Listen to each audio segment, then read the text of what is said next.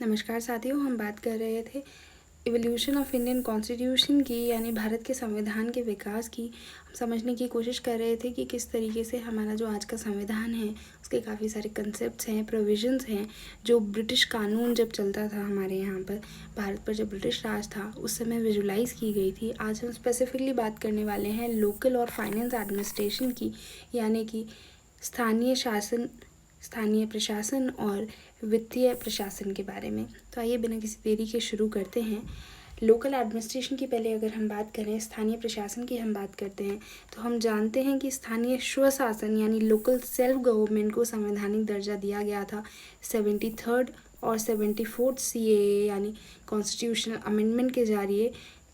यानी कि हम बात कर रहे हैं साल 1992 की। 1992 में 73rd और 74th संवैधानिक संशोधन के जरिए जो है स्थानीय स्वशासन को संवैधानिक दर्जा दिया गया। यहाँ पे हम स्पेशली अर्बन एडमिनिस्ट्रेशन की अगर हम बात करें, अर्बन लोकल सेल्फ गवर्नमेंट की हम बात करें, तो म्यूनिसिपल काउंसिल, म्यूनिसिपल कॉरपोरेशंस और नगर पंचायत की बात की गई है हमारे संविधान में। तो आइए समझने की कोशिश करते हैं कि लोकल सेल्फ गवर्नमेंट को सबसे पहले किस तरीके से विजुलाइज किया गया था। 1870 के अंदर मेयो रेजोल्यूशन लेकर आए थे फाइनेंशियल डिसेंट्रलाइजेशन का, यानी वित्तीय विकेंद्रीकरण का, और वहीं पर उन्होंने विजुलाइज किया था development of local self government के बारे में, यानी कि स्थानीय स्वशासन के बारे में। जो इसका कंसेप्ट है, इसके विकास की जो बात है, वो सबसे पहले मेयो के रेजोल्यूशन के द्वारा की गई थी 1870 के अंदर। इसके बाद में 1882 में रिपन हुआ करते थे, और रिपन जो है वो अपना रेजोल्यूशन लेकर के आए थे, जिसे Magna carta of local self government के नाम से भी जाना जाता है। और ये क्वेश्चन जो है अक्सर एग्जाम्स में देखने को मिलता है, जिसमें या तो ये पूछा गया होता है कि Magna carta of local self government कौन से साल में आया था, किसके द्वारा लाया गया था, या फिर father of local self government institutions किसे कहा जाता है। तो रिपन को ही father of local self government institutions यानी कि स्थानीय स्वशासन के जो इंस्टीट्यूशंस हैं उनका पिता कहा गया है। इसके बाद बात करते हैं लोकल गवर्नमेंट की। ध्यान देने की बात यहाँ पर यह है कि हम लोकल गवर्नमेंट की बात कर रहे हैं, लोकल सेल्फ गवर्नमेंट की बात नहीं कर रहे हैं। तो शहरी स्थानीय शासन यानी कि अर्बन लोकल गवर्नमेंट जो है, इसकी शुरुआत सबसे पहले देखने को मिलती है पहली म्यूनिसिपल कॉरपोरेशन की स्थापना के साथ में। पहली म्यूनिसिपल कॉरपोरेशन जो है इंडिया में इस्टेब्लिश की गई थी मद्रास में, और इसके लिए चार्टर लाया गया था। इसके इस्टेब्लिशमेंट के लिए चार्टर लाया गया था 30 दिसंबर को 1687 के अंदर। और जैसा कि हम आज भी देखते हैं, कोई भी नया कानून अगर आता है तो वो जब आता है, जब वो पास होता है और जब वो एक्चुअल में क्रियान्वित होता है, एग्जिस्टेंस में आता है, उसमें कुछ समय का गैप रहता है। तो ठीक उसी तरीके से चार्टर जो है इस्टेब्लिशमेंट का मद्रास में म्यूनिसिपल कॉरपोरेशन का, वो आ गया था 30 दिसंबर 1687 में, पर वो एग्जिस्टेंस में आया था, प्रभाव में आया था 29 सितंबर 1688 में जाके। और इसके सेंचुरीज़ के बाद में, मतलब कई साल जो हैं वो निकल गए, इसके बाद में इसमें कोई फर्दर डेवलपमेंट नहीं हुआ। और फिर 1726 में जाकर के म्यूनिसिपल कॉरपोरेशन आई है एक साथ बॉम्बे में और कलकत्ता में। 1726 में म्यूनिसिपल कॉरपोरेशंस आई हैं। इसके बाद में हम बात करते हैं 1907 में एक रॉयल कमीशन जो है डिसेंट्रलाइजेशन पर यानी विकेंद्रीकरण पर, CEH हॉबहाउस की अध्यक्षता में, CEH हॉबहाउस जो हैं वो चेयरमैन थे इसके, उनकी अध्यक्षता में ये कमीशन बिठाया गया, जिसने अपनी रिपोर्ट जो है 1909 में दी। इसके बाद मेजर डेवलपमेंट इसमें हुआ 1919 में, जो गवर्नमेंट ऑफ इंडिया एक्ट आया, और डायरकी यानी द्वैध प्रशासन जो है, द्वैध शासन जो है वो लाया गया प्रोविंसेस के अंदर। और इसके तहत लोकल सेल्फ गवर्नमेंट जो है उसे एक स्थानांतरित विषय यानी कि ट्रांसफर्ड सब्जेक्ट बना दिया गया under charge of a responsible Indian minister. इसके बाद में 1924 का जो टाइम है, आप समझ रहे हैं, वर्ल्ड वॉर जो है वो ख़त्म हो चुका है, उसके बाद में मेजर डेवलपमेंट्स हो रहे हैं, पर मिलिट्री की इम्पोर्टेंस बढ़ चुकी है। इसी टाइम के आसपास 1924 में कंटोनमेंट एक्ट जो है वो पास किया गया सेंट्रल लेजिस्लेचर यानी कि केंद्रीय विधायिका के द्वारा। इसके बाद में जो नेक्स्ट मेजर डेवलपमेंट इसमें हुआ वो हुआ गवर्नमेंट ऑफ इंडिया एक्ट 1935 में। गवर्नमेंट ऑफ इंडिया 1935 एक्ट 1935 के द्वारा क्या है, प्रोविंशियल ऑटोनॉमी यानी कि प्रांतीय स्वायत्तता जो है उसका प्रावधान किया गया और इसके तहत लोकल सेल्फ गवर्नमेंट को एक प्रोविंशियल सब्जेक्ट बना दिया गया।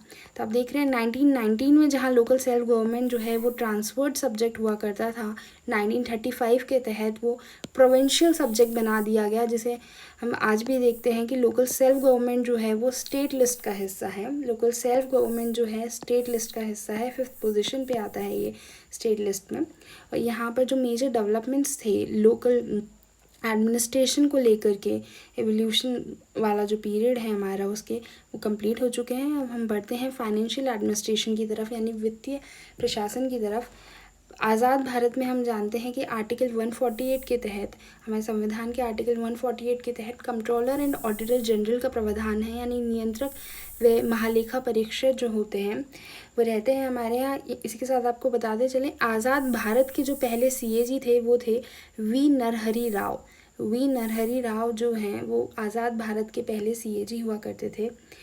अब इसके डेवलपमेंट की कहाँ से इसकी शुरुआत हुई इसे समझने की कोशिश करते हैं। साथियों 1753 में पहली बार Indian audit and accounts department जो है उसकी स्थापना की गई थी। Indian audit and accounts department जो है उसकी स्थापना 1753 में पहली बार की गई थी। उसके बाद में आपको ध्यान होगा जब हमने इसके बारे में पिछली वीडियो में बात की थी तो हमने बात की थी 1858 की। 1858 से जो है वो नेक्स्ट फेज़ जो है हमारा मेजर डेवलपमेंट का शुरू होता है। क्राउन रूल की बात की गई है और क्राउन रूल जो है उसके शुरू होने के 2 साल बाद ही 1860 से सिस्टम ऑफ बजट शुरू किया गया। 1860 से सिस्टम ऑफ बजट शुरू किया गया और उसके ठीक 10 साल बाद फाइनेंशियल डिसेंट्रलाइजेशन के लिए, यानी वित्तीय विकेंद्रीकरण के लिए मेयो जो है वो रेजोल्यूशन लेकर आए थे, जिसकी बात अभी हमने कुछ सेकंड्स पहले भी की थी, कुछ मिनट पहले भी की थी। लोकल सेल्फ गवर्नमेंट की जब हम बात कर रहे थे तो मेयो का जो फाइनेंशियल डिसेंट्रलाइजेशन का रेजोल्यूशन था वो 1870 में आया और यहाँ पर प्रोविंशियल गवर्नमेंट्स को रिस्पॉन्सिबल बना दिया गया for management of local finances. जो स्थानीय फाइनेंसेस हैं उसके लिए प्रोविंशियल गवर्नमेंट्स को रिस्पॉन्सिबल बना दिया गया। इसके बाद में नेक्स्ट मेजर डेवलपमेंट होती है इसमें 1921 में, जब पब्लिक अकाउंट्स कमेटी यानी पैक जो है वो सेंटर में इस्टेब्लिश होती है। और हम आज भी देख सकते हैं कि पब्लिक अकाउंट्स कमेटी जो है वो बहुत ही अच्छे से अपना काम कर रहे हैं। सेंट्रल लेजिस्लेचर जो है उसमें पब्लिक अकाउंट्स कमेटी हुआ करती है आज भी। इसकी शुरुआत जो है वो 1921 में देखने को मिलती है। इसके बाद 1924 में रेलवे बजट जो है वो सेपरेट कर दिया गया जनरल बजट से। रेलवे बजट जो है वो सेपरेट कर दिया गया जनरल बजट से 1924 में, उस कमेटी की रिपोर्ट पर जो 1921 में सबमिट हो गई थी। और ये कमेटी थी एक्वर्थ कमेटी। एक्वर्थ कमेटी ने रिकमेंड किया कि रेलवे बजट को जनरल बजट से सेपरेट कर दिया जाए 1921 में।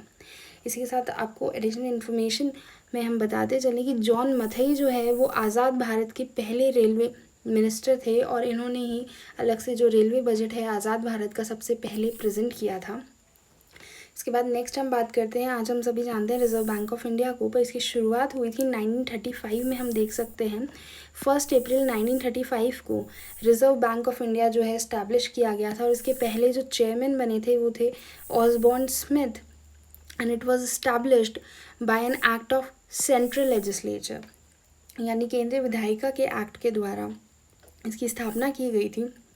उसके बाद में आपको बताते चलें कि इसका राष्ट्रीयकरण यानी इसका नेशनलाइजेशन जो है वो हुआ था 1 जनवरी 1949 को बाय एन एक्ट।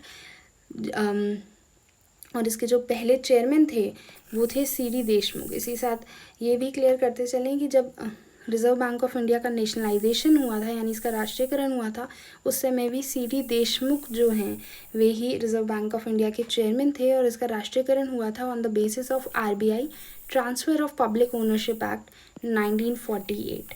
और इसी के साथ में फाइनेंस एडमिनिस्ट्रेशन का टॉपिक भी जो है वो आपका ख़त्म हो चुका है, यहीं पे समाप्त होता है।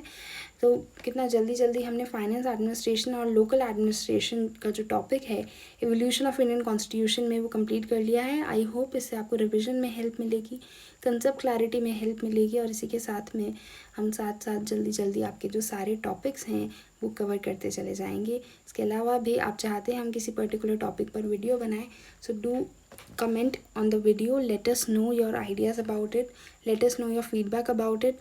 If you like the video, Do like it, share it and subscribe to the channel.